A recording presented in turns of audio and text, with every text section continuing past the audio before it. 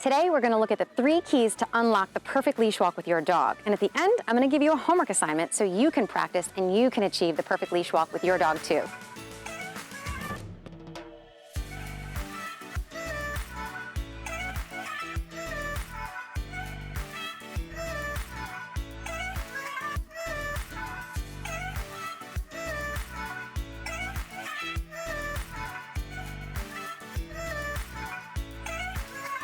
Today, we're talking about the 3 keys to unlock the perfect leash walk with your dog.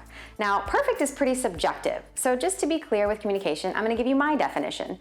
My definition of the perfect leash walk is a stress-free leash activity that's enjoyable for both your dog and yourself.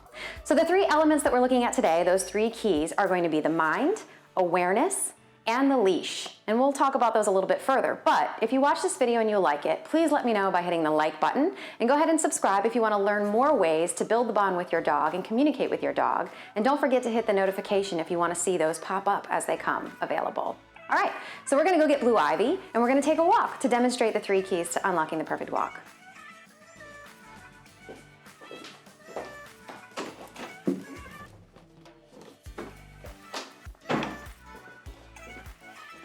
So key number 1 is gonna be the right frame of mind. It's very important that before you even leave the house, this is really where the perfect leash walk begins. You wanna make sure that your dog is happy because they enjoy their walk. Blue Ivy, come.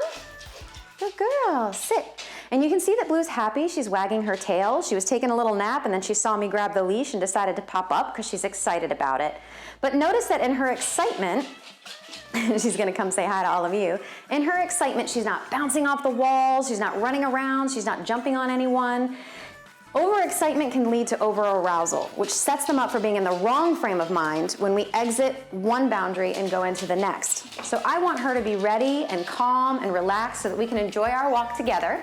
Blue Ivy, come down. I want her to be calm and relaxed in the house and in that frame of mind when we exit to the other side as well. All right, Blue, you ready to go for a walk? Good job. Now she's getting a little too excited. Good girl. So I'm just gonna wait her out a minute. This is something you need to practice at home. Again, calm state of mind so that when we exit, she's gonna be in a calm state of mind as well. It's really important to get the walk down so they're checked into you. Good girl, that's much better. As long as she stays nice and calm, I stay nice and calm. Now there's nothing wrong with a little bit of excitement. You want them to be happy and look forward to going for walks, but you can be excited and not knocking people over like a giant bowling ball as a dog. Just like you can be angry, but not throwing dinner plates at each other. It's kind of the same concept. Good girl. So now that we're in the right frame of mind, let's go ahead and exit the boundary. Now being in the right frame of mind inside is just as important as crossing that boundary line. Again, we want that state of mind to continue across the boundary that we're about to exit.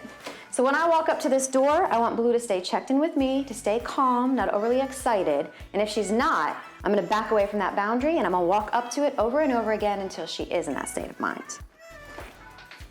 Good girl. So she's not running out the door, she's not pulling at the end of the leash, she's calm, she's checked in. So I walk up to my boundary. Good girl. She's inquisitive, but she didn't cross without me. Okay, time out. We're gonna do a really brief little behavior breakdown so that you can get a really clear understanding of what's actually happening here at the door boundary, and just as importantly, what is not happening at this boundary.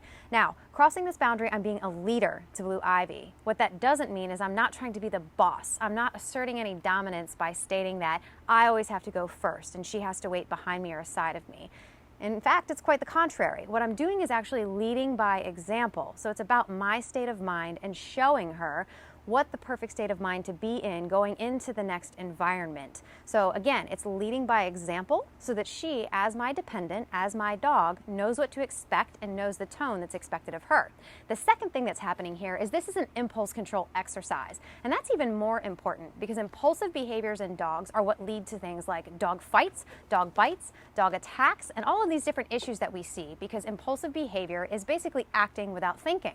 Now your dog has a really wonderful brain. You want them to think before making decisions. So in practicing work with things like boundary, to where we're in the right state of mind before we exit and enter and go into a new environment can really help prevent some of these problematic behaviors that dogs exhibit when they act before they think.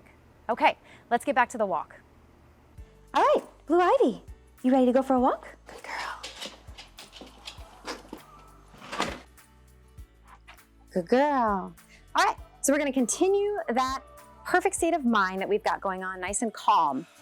Now, if your dog is kind of like mine, they might have the wiggles a little bit at first. They might be excited, wanting to sniff things. So I'm just gonna get her in check a little bit with me, that she's walking with me in the driveway. Just gonna turn around a few times. Now the reason I'm doing this is because I wanna achieve something, which is key number 2, and that's a nice loose leash. I want all the tension out of the leash right off the bat. So I'm just walking around with her, getting her brain working, getting her brain focused more on me until I get to a nice loose leash, and that's key number 2. So just to give you an idea, equipment-wise, I'm using what's called a slip lead. Now slip leads are great because you can just grab them anytime you wanna go on a casual walk, you wanna go for a quick morning jog. All a slip lead is one piece of material that loops around, and you can pop it right over their neck, slide this up to make it just a little bit tighter so they don't slide out of it on accident. But this is a really great tool just to have that's easy to throw on them. The other thing that I like about slip leads is that if used the right way, they can be a really good communication tool. It can be very easy to communicate through the leash very gently and very easily. So it's another reason that I like the slip lead. I've got a whole other video all about equipment if you're not sure what type of equipment to use to best walk your dog in.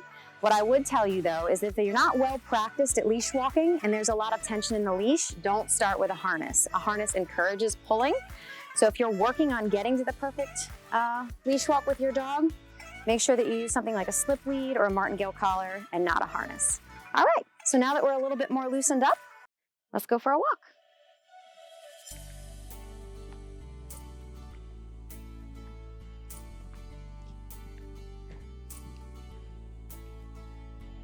Ivy, girl, leave it.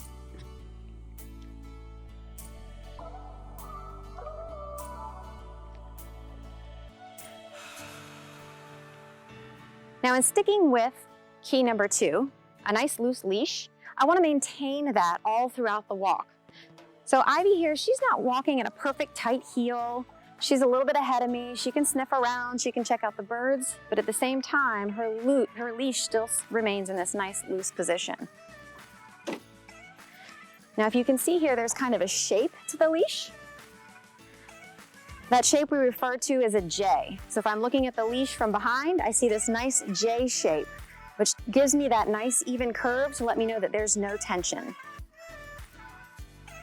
Now, the reason it's important not to have tension on the leash is because it's like spring loading your dog. So if she's ahead of me and there's this tight line right here, and she knows not to have tension, so she's automatically stopping. But if I have this tension right here, it's like spring loading them to where there's tension in the body because there's tension in the leash. That's the communication that I'm giving to her if I allow this to be tight, is that you should be tense, you should be ready to go. So in this state of mind, when you're walking, they're more likely to be reactive to their environment because they're feeling that tension. So that's one of the reasons that we strive so much to have a really nice loose leash on our walk. The other reason you want a super loose leash is because it's much easier to communicate with them through that leash. There's no reason for me to be pulling on it or directing. Good. But see there, I'm not ready for her to stop and to go into the grass, so I just give her a tiny little gentle tug on the leash to guide her and let her know where we should be in this walk together. You'll notice my hand placement with the leash, I'm barely holding it. I could let go of it and she would probably walk along with me just the same. But my hands are down at my side, so if I do need to deliver a little bit of communication as far as guidance through the leash, I can do that very quickly, like this, simply, right up to my hip. And she responds immediately. I'm not pulling, I'm not tugging. I'm keeping it nice and loose.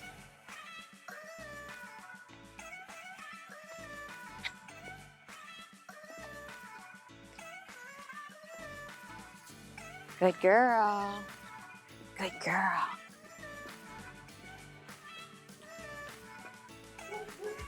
The third key that we're going to talk about is awareness.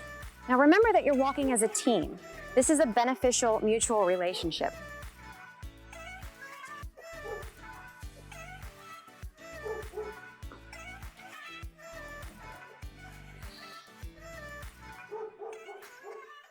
And walking as a team with one another, you're aware of each other. Even though she's checking out other smells and sights and she can hear a dog barking on the other side of the fence, she's still checked into me. She's aware of what I'm doing and what direction I'm turning. She's paying attention. Good girl. I'm not looking for super strict focus on me where she's watching me the entire time, but I do want to know that if I change directions, she knows, because she's got me in her periphery, to follow that direction. She knows that if I change pace, I move a little faster, because she's aware of me and what I'm doing, and we're walking as a team, she's gonna change pace too. I slow down, she slows down. I speed up, I go the opposite direction, she follows. Good girl, good girl. Come on, Blue, good job. Still nice and loose, aware of her surroundings, and in a calm state of mind. Good.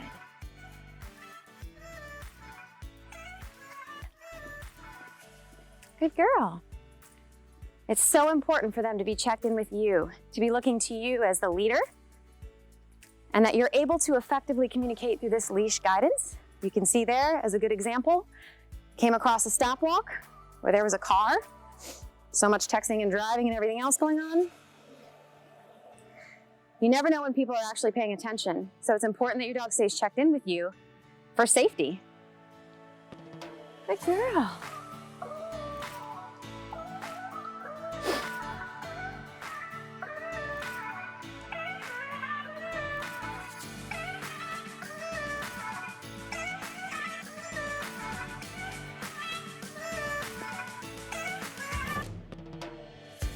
The other reason I switch up directions too is when you're out on a walk, it doesn't always have to be boring. It doesn't have to be, again, in a perfect heel or monotonous or they can't explore.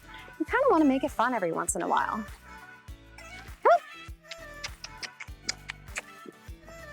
Sometimes I like to find different terrain, some big boulders, take her hiking. We can jump up and down on different surfaces, explore different tactile feelings on her paws.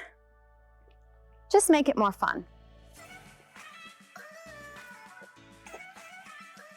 I even often allow Blue to go ahead so that she can explore. But as long as this leash stays loose, she's allowed to explore. Any bit of tension and I pull her back in just to remind her.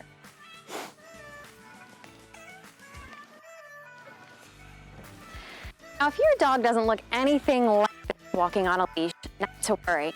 I've got a couple of homework assignments that I'm gonna give to you, so to speak, so that you can practice some things at home to get to this point. This is the end goal, so it does take a little bit of practice. We're gonna go down the street to where it's a little bit quieter, and we can focus on some of those homework exercises to help you achieve the perfect walk with your dog.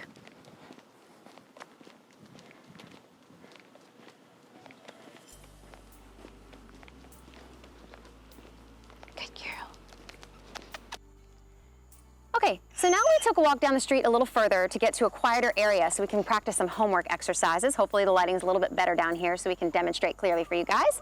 But the first part of the homework assignment is something called 180s. Now, all 180 means is that you're changing direction to the opposite direction. So what we're looking for in this is practicing that loose leash, and how we get that is getting them to check in better with us and pay attention to our directional changes.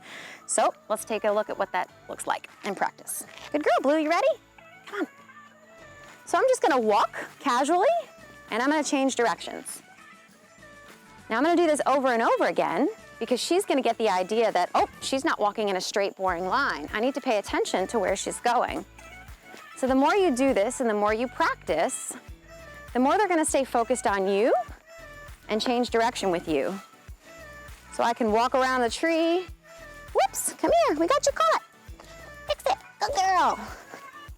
I can walk around other objects, but the whole name of the game is to get them to pay attention to what direction you're going. Now, another reason they call this 180, obviously because I'm going in the opposite direction, but if at any point there's tension in the leash, I'm gonna go the opposite direction of that tension. So if Blue Ivy is pulling this way, I'm gonna go the opposite direction of the leash and pull her the opposite way. Good girl. That's important to practice. Timing in that is really important. It's the second that you feel that tension on the leash, is the second you change directions and go the opposite way. So they're following you, not you following them. Remember that dogs are dependent. They need the guidance, and they thrive off of the guidance and routine. So doing exercises like this helps them better check in with you, good girl, and look to you for guidance when making decisions. All right, homework assignment number 2. This will help you get your physical activity in for the day as well. Again, with keeping it fun and exciting, we're gonna play a little shuffle step game. This also helps reinforce that checking in and that awareness of my change in directions. This is really, really simple. All we're gonna do is speed it up and slow it down and see how she catches on to that. All right, Blue, you ready? Come on, let's go. So I'm gonna speed up and shuffle my feet. Speed up and shuffle my feet. Now, the reason I'm shuffling my feet and doing this shuffle step is because there's a sound associated with it as well. So for dogs that aren't practiced at it, it's just another way to indicate, another way to communicate with them that I'm about to stop, I'm about to change pace. The other thing you can do is check in with your dog instead of just them checking in with you all the time. So Blue Ivy, watch me. Good, let's go. That way, I don't end up just jerking her neck as I change directions. I'm letting her know that I'm gonna communicate with her as well. What are you doing? Good girl. You can tell Blue really likes this exercise. Let's go. Come on. Oh, you're getting lazy. There we go. Good girl, good job. Then, once we've done our speed up shuffle step, I'm gonna slow it down. You'll see, Blue, now that she's in practice, with understanding that I might change directions at any given moment in time, is nice and loose and paying attention. All right, third piece of the homework, we're gonna head back to the house because it's all about being in that right frame of mind, so I'm gonna show you how to practice that so you can set yourself up for success when you actually go out on the walk. All right, so we're back at the house, and now for this homework assignment, we're gonna practice a couple of things to get them back in the right state of mind. Remember, one of those things being boundaries. So I'm about to enter another boundary. I want her to maintain this calm state of mind coming back in the house. So remember to practice on your way back in from the walk as well as going out from the walk.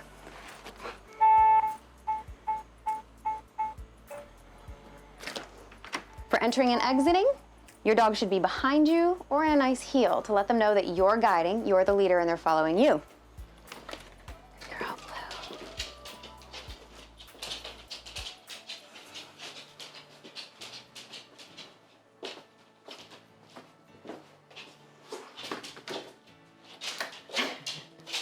We've literally only been out on a 15-minute walk while filming this video, but Blue's a bit of a lazy dog, so she likes to come home and sprawl out.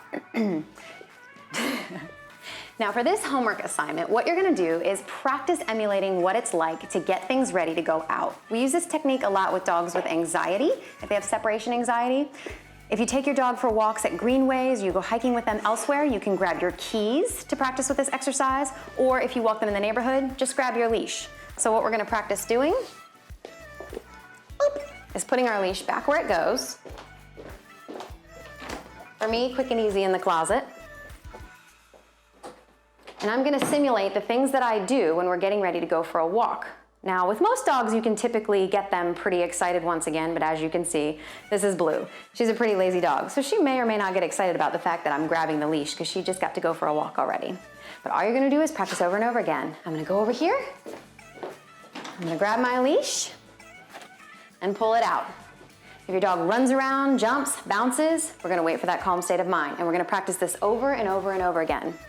Same thing with your keys. Again, if you take your dog elsewhere on rides and they get super excited in the car, grab your keys, take them out. But we're not actually going anywhere. We're just practicing desensitizing them in that state of mind. We want to bring that energy level down, again, keeping them calm. They can be excited and calm at the same time.